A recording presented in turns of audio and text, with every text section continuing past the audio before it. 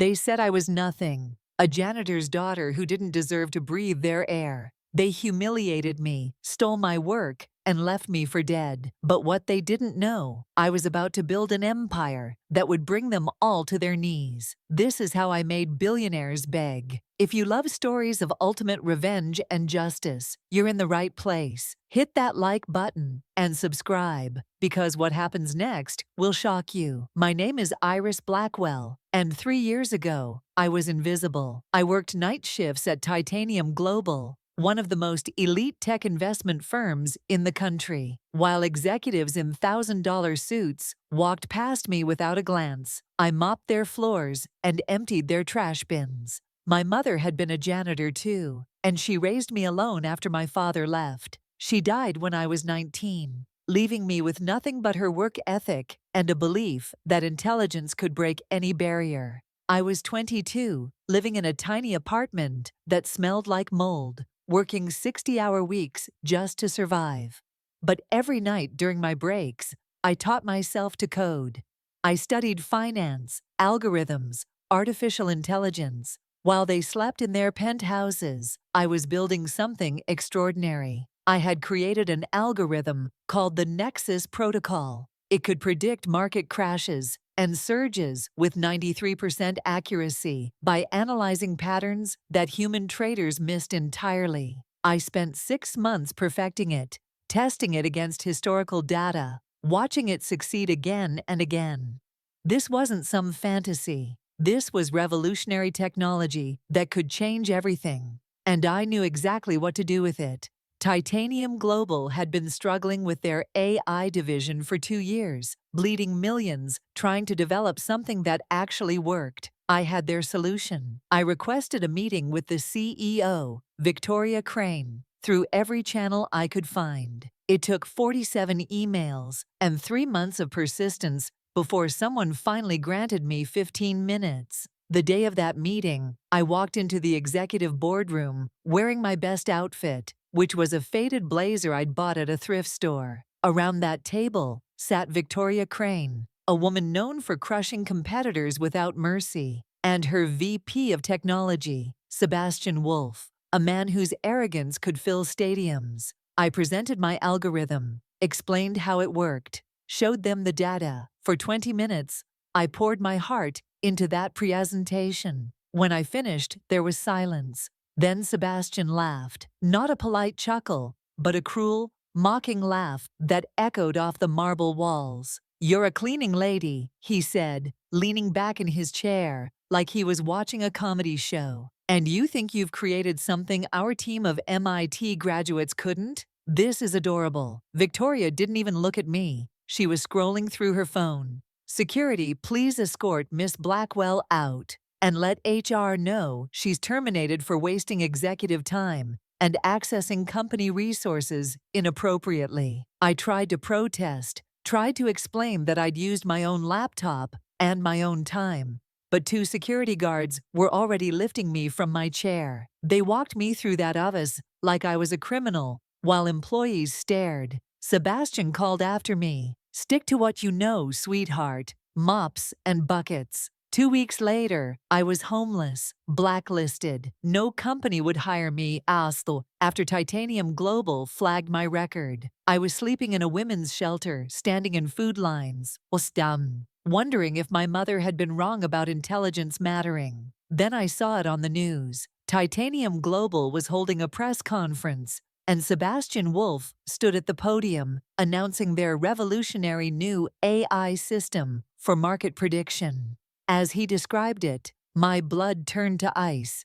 Every feature, every function, every detail was my Nexus protocol. They had stolen it completely.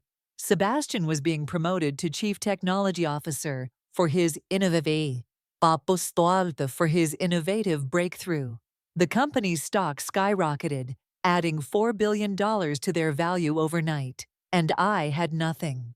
Not even proof, because they'd confiscated my laptop when they threw me out. I should have broken. Any reasonable person would have. But as I sat in that shelter that night, staring at a water-stained ceiling, something inside me shifted. They had taken my work, but they couldn't take my mind. I still had my backup research in a cloud account they didn't know existed. I still had my brain. And now I had something else. Rage, pure, focused, abused, calculated rage. I moved to a different city, a coastal town called Redwood Harbor, where nobody knew my name or my story. I worked 3 jobs: cashier, dog walker, data entry from home, and I saved every penny. I used a different name, kept my head down, and rebuilt myself in silence. 6 months into this new life, I met Professor Dimitri Hayes at a community college where I was taking night classes. He was 71, a retired legend from the early days of Silicon Valley, who'd walked away from the industry after watching it become consumed by greed. We got talking after class one night, and when I mentioned I was interested in AI, his eyes lit up. Over coffee, I carefully shared pieces of my story, never revealing the full truth. But Dimitri was brilliant, and he saw through my careful words. "Show me what you're working on," he said quietly. So I did. When Dimitri saw my work, he went completely still. Then he looked at me with tears in his eyes and said, "Child, you're not just smart. You're a once-in-a-generation mind, and someone stole from you, didn't they?" I broke down and told him everything. He listened without interruption, and when I finished, he made me an offer. He had a small amount of savings, some old equipment, and connections to people who still believed in ethical technology. "Let's build something better," he said. "Let's build something that will make them choke on their theft." For 18 months, we worked in secret. Dimitri's garage became our laboratory. We created Phoenix Protocol, an advanced version of my original algorithm that was faster, smarter, and completely unhackable. But we also built something else, a trap. While coding Phoenix, I created a backdoor algorithm that could analyze any company's financial activities and detect fraud, insider trading, and embezzlement with perfect accuracy. And I pointed it directly at Titanium Global. Every night, while they celebrated their stolen success, my algorithm was quietly collecting evidence of every illegal thing they'd ever done. Sebastian Wolf had been using my technology to insider trade, making himself $200 million through illegal stock manipulation. Victoria Crane had embezzled $68 million from employee pension funds. The board members were running international money laundering schemes. I documented everything. When we were ready, I launched Phantom Dynamics as an anonymous company, releasing Phoenix Protocol as an open-source foundation that small companies could use for free. Within months, businesses everywhere were abandoning Titanium Global's expensive stolen technology for my superior free alternative. Their market share started crumbling, their stock began dropping, and nobody knew who was behind Phantom Dynamics. It was beautiful watching them panic, seeing Sebastian give interviews trying to explain why their miracle AI was suddenly obsolete. But I wasn't done, not even close. The Global Tech Summit happens every year in New York, and it's where the industry's most powerful people gather. That year, Victoria Crane was the keynote speaker, scheduled to talk about innovation and leadership. I submitted an application to speak under Phantom Dynamics, and because my company had become so influential, they gave me a slot right after Victoria. When the day came, I sat in the audience wearing a tailored suit that Dimitri had insisted on buying me, watching Victoria lecture hundreds of people about integrity and original thinking. The irony was suffocating. Then it was my turn. I walked onto that stage, and the room went quiet. The screen behind me lit up with my face and 3 words: Phantom Dynamics, founder and CEO. I saw Victoria in the front row, saw her face drain of color as recognition hit her. Sebastian was next to her, and he looked like he'd seen a ghost. "My name is Iris Blackwell," I said into the microphone, my voice steady and clear. 3 years ago, I was a janitor at Titanium Global. I created an algorithm called Nexus Protocol that could predict market movements with unprecedented accuracy. I presented it to Victoria Crane and Sebastian Wolf, hoping to help their struggling company. Instead, they mocked me, fired me, and stole my work. They built their empire on my ideas while I slept in homeless shelters. The room erupted, cameras flashed, people were shouting questions. But I wasn't finished. I'm not here for sympathy, I continued. I'm here because justice matters more than revenge. Over the past 18 months, while building Phoenix Protocol, I also built something else, an algorithm that detects corporate fraud. I pointed it at Titanium Global, and what I found will astound you. The screen behind me filled with documents, transactions, evidence. Sebastian Wolf has been insider trading, using my stolen technology, making $200 million illegally. Victoria Crane embezzled $68 million from employee pensions. Their board runs international money laundering operations. I have evidence of everything, and I've already submitted it to the FBI, SEC, and international financial regulators. The investigation begins today. Pandemonium. Security tried to remove me from the stage, but the moderator stopped them. Every journalist in that room was recording. This was the story of the decade. Victoria stood up, her face twisted with rage and fear, screaming that I was lying. But Sebastian just sat there, frozen, because he knew the truth. They both did. As I walked off that stage, I felt something I hadn't felt in 3 years: peace. The next 72 hours were a blur. Titanium Global's stock crashed 87%. Federal agents raided their headquarters. Sebastian was arrested at his mansion while trying to flee to a country with no extradition treaty. Victoria was taken from her office in handcuffs while news helicopters filmed from above. Board members scrambled to make deals with prosecutors, throwing each other under the bus to save themselves. And me? I was giving interviews, telling my story, watching the world finally see the truth. Then came the begging. Victoria's lawyer called first, offering me $500 million to recant my testimony, to say I'd been mistaken. I hung up. Sebastian sent emails from jail, dozens of them, claiming Victoria had forced him to steal my work, that he'd always felt guilty, that he'd make it right if I'd just speak on his behalf.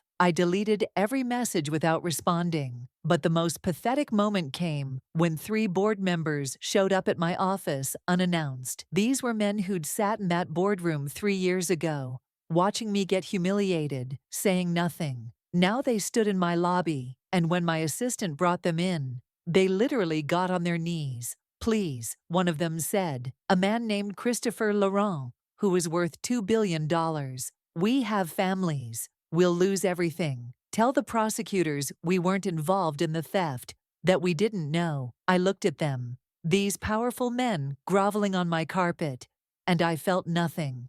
No satisfaction, no pity, nothing. "You sat there while they destroyed me," I said quietly. "You laughed while Sebastian mocked me. You did nothing while they stole my future. Now you want mercy." I called security. "Get them out." The trial lasted 4 months. I testified for 6 days, walking the jury through everything: the theft, the homelessness, the rebuilding. But more importantly, I presented the evidence of their crimes. Financial experts confirmed my findings. Former Titanium employees came forward with stories of corruption and cruelty. The defense tried to paint me as a disgruntled employee seeking revenge, but the evidence was irrefutable. Sebastian Wolf was sentenced to 15 years in federal prison for fraud, insider trading, and intellectual property theft. Victoria Crane got 12 years for embezzlement and conspiracy. The board members received sentences ranging from 5 to 10 years, and I was awarded $2.3 billion in damages. But honestly, the money wasn't the victory. The victory was watching them lose everything they'd valued more than human decency: their power, their freedom, their legacies. Sebastian's name is now synonymous with corporate fraud. Victoria will be studied in business schools as a cautionary tale. And me? Phantom Dynamics became the most respected ethical technology company in the industry. At 26 years old, I'm worth $6.8 billion, But that's not what I'm proud of. I'm proud that I hire formerly incarcerated people and give them second chances. I'm proud that I recruit homeless coders and overlook talent. I'm proud that Professor Dimitri is my chief advisor, and we're building technology that helps people instead of exploiting them. Last month, I returned to the women's shelter where I'd slept 3 years ago. I donated $100 million to build a technology training center there, a place where people like me, people society has written off, can learn skills that change their lives. I named it after my mother, Margaret Blackwell Center for Innovation. Standing at the ribbon-cutting ceremony, I thought about that day in the boardroom, about Sebastian's laughter and Victoria's dismissal. They tried to break me because they thought poverty made me weak, but they misunderstood everything. Poverty had made me hungry, humiliation had made me focused, and their cruelty had given me a purpose bigger than revenge. Some people think revenge is about destruction, about watching your enemies suffer, but real revenge, it's about becoming so successful that those who tried to bury you have to live in the world you built. Victoria and Sebastian took everything from me, but I took something from them they can never get back: their power, their freedom, and their legacy. Every day they spend in prison, they know that the janitor they mocked is changing the world they can no longer touch. That's not revenge, that's karma, and karma doesn't forget. If this story inspired you, don't just watch, act. Like this video, subscribe to the channel, and share it with someone who needs to hear that their setback is just a setup for their comeback. Drop a comment telling me what you would have done in my position. I read every single one. Remember, they can try to break you, but they can't break what they don't understand: your will to rise. Your mind is yours. Your future is yours. And no one, no matter how powerful, can steal what you refuse to surrender.